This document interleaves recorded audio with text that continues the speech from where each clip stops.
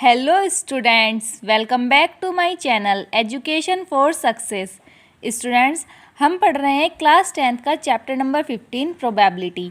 आइए इसकी एक्सरसाइज 15.1 के क्वेश्चन नंबर 22 को रीड करते हैं। Refer to example 13, complete the following table.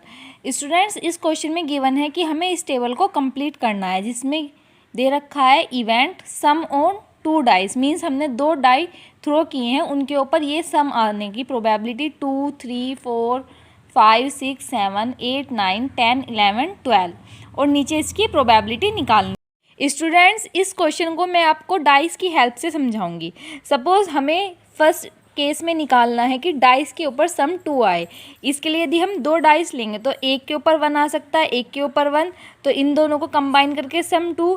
इसी तरीके से यदि हम 3 की बात करें तो 3 के लिए यदि एक के ऊपर 1 आए, दूसरे के ऊपर 2 आए, या फिर इसी तरीके से इस वाले डाइस के ऊपर 1 आ जाए और इस वाले डाइस के ऊपर 2 आ जाए, मीन्स इसके भी ऐसे केस बनेंगे। नाउ थर्ड, यदि डाइस के दोनों डाइस के ऊपर जो नंबर्स आते हैं उन्हें मिलाकर 4 आए, मीन्स यहाँ पर 2 एंड यहाँ पर भी 2, इसी तरीके से यहाँ पर 3 और यहाँ पर 1 आ जाए, या फिर इस वाले डाइस पर 3 आ जाए और इस वाले डाइस पर 1 आ जाए। सो स्टूडेंट्स, इसी तरीके से यहाँ पर सभी डाइस के केस बनेंगे। नेक्स्ट 5 के लिए भी इस डाइस पर 3 आ जाए, इस वाले डाइस पर 2 आ जाए, या फिर इस वाले डाइस पर 3 आ जाए एंड इस वाले डाइस पर 2 आ जाए। इसी तरीके से 6 के डिफरेंट केसेस बनेंगे। 7, 8, 9, 10, 11, 12 सभी के डिफरेंट केसेस बनेंगे। जैसे 12 आने के लिए इस वाले डाइस पर 6 आ जाए और इस वाले डाइस पर भी 6 आ जाए। सो स्टूडेंट्स, इसके लिए एक ही इवेंट होगा, क्योंकि और कोई भी नंबर हम ले लें उनका सम 6 होकर 12 नहीं होगा। मीन्स ऐसा कोई भी नंबर नहीं है जो 12 बनाए। यदि हम 6 ले लेंगे, इसके ऊपर कोई भी नंबर ले लें, 5 ले लें, 4 ले लें, वो सम अप होकर 12 नहीं आएगा। सो इसके लिए एक ही इवेंट होगा। ऐसे सभी ये डिफरेंट इवेंट्स हैं। आइए इन्हें सोल्व करते हैं। Events when sum on dice is 2। सो इसके लिए हमारे पास एक ही इवेंट है 1 and 1। इसी तरीके से events when sum on dice is 3। इसके लिए 1 2 हो सकता है और 2 1 हो सकता है। एक डाइस के ऊपर 1 आए, दूसरे के ऊपर 2 आए, या एक डाइस के ऊपर 2 आए और दूसरे के ऊपर 1 आए। इसी तरीके से events when sum on dice is 4। Means जब डाइस के ऊपर जो नंबर्स हैं उनका सम 4 आए। इसके लिए एक तो हो जाएगा 2 2, दोनों डाइस के ऊपर 2 आए, एक 1 3 एंड 3 1। इसी तरीके से next events when sum on dice is 5। Means जब डाइस के ऊपर जो नंबर्स आते हैं उनका सम 5 हो। सो इसके लिए 1 4, 1 और 4 आ सकता है। इसी तरीके से 4 1 हो सकता है, 2 3 हो सकता है, 3 2 हो सकता है। इसके लिए ये 4 इवेंट्स रहेंगे। Next events when sum on dice is 6। जब डाइस के ऊपर सम 6 आए, इसके लिए 1 5 हो सकता है, 5 1, 2 4, 4 2 एंड 3 3।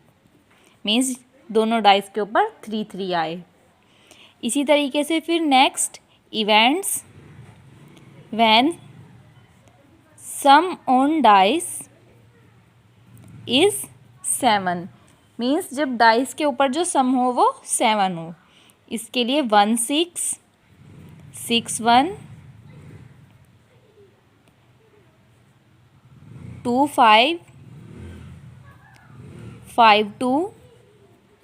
इसी तरीके से नेक्स्ट लेंगे हम 3 4 4 3। इसके बाद students events when sum on dice is 8। इसमें हमें इवेंट्स लेने हैं जब डाइस के ऊपर 8 सम आए। सो इसके लिए इवेंट्स होगा 1 के साथ, तो यदि हम 6 लेंगे 7 आएगा, तो इसमें हम 2 के साथ लेंगे 2 6 6 2, नेक्स्ट 3 5 5 3 एंड नेक्स्ट 4 4। इसके लिए हमारे 5 इवेंट्स होंगे। Similarly events when sum on dice is 9 is equal to 3 6 6 3 4 5 5 4। And events when sum on dice is 10, जब डाइस के ऊपर 2 डाइस को मिलाकर सम 10 आएगा, वो होगा 4 6 या फिर 6 4 आ जाए, 5 5 आ जाए। इसी तरीके से events when sum on dice is 11, इसके स्टूडेंट्स 2 ही इवेंट्स होंगे 5 6 and 6 5। And last events when sum on dice is 12, इसका एक ही इवेंट होगा 6 6। और स्टूडेंट्स टोटल पॉसिबल आउटकम्स होंगे 6 × 6, क्योंकि हम 2 डाइस को थ्रो कर रहे हैं और उसके 36 पॉसिबल आउटकम्स रहेंगे। नाउ हम नंबर ऑफ इवेंट्स देख लेते हैं। यहाँ से सम ऑन डाइस इज़ 2, इसका एक इवेंट है। इसी तरीके से सम ऑन डाइस इज़ 3, इसके 2 इवेंट हैं। यहाँ पर इसके 4 के लिए 3 इवेंट एंड 5 के लिए 4 इवेंट हैं। 6 के लिए 5 इवेंट है। 7 के लिए 6 इवेंट है यहाँ पर। एंड 8 के लिए अगेन 5 इवेंट हैं। और यहाँ पर देखें 9 के लिए 4 इवेंट है, 10 के लिए 3, 11 के लिए 2 एंड 12 के लिए 1।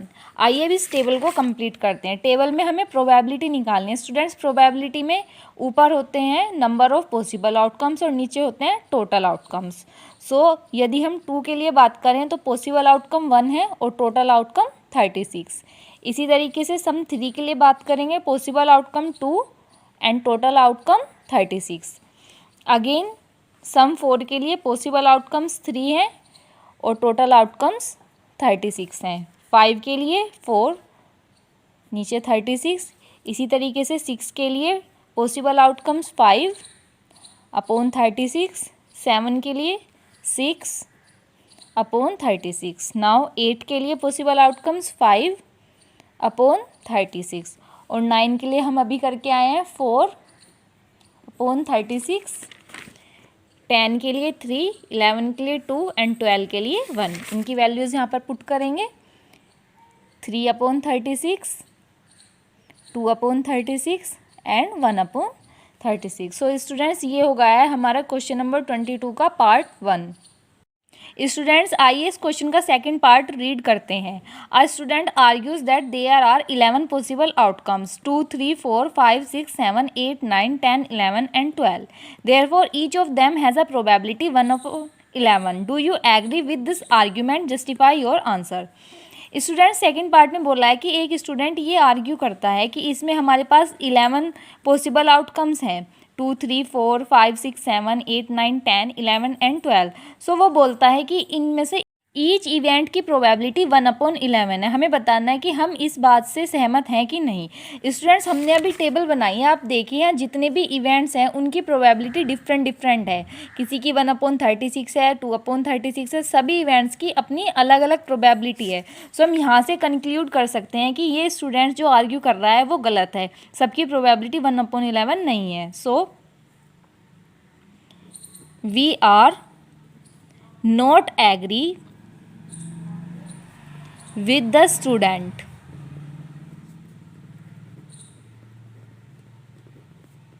as each event has its different probability. So students हम उस स्टूडेंट की बात से सहमत नहीं है क्योंकि सभी इवेंट्स की अपनी अपनी डिफरेंट प्रोबेबिलिटीज़ हैं। ये हो गया है क्वेश्चन नंबर 22 एक्सरसाइज 15.1 का। स्टूडेंट्स आप इसकी अच्छे से प्रैक्टिस करें। यदि आपको कोई प्रॉब्लम है, इस क्वेश्चन को करने में कुछ समझ ना आया हो तो कमेंट बॉक्स में टाइप करें। एंड लाइक, शेयर और सब्सक्राइब करना ना भूलें। Thank you.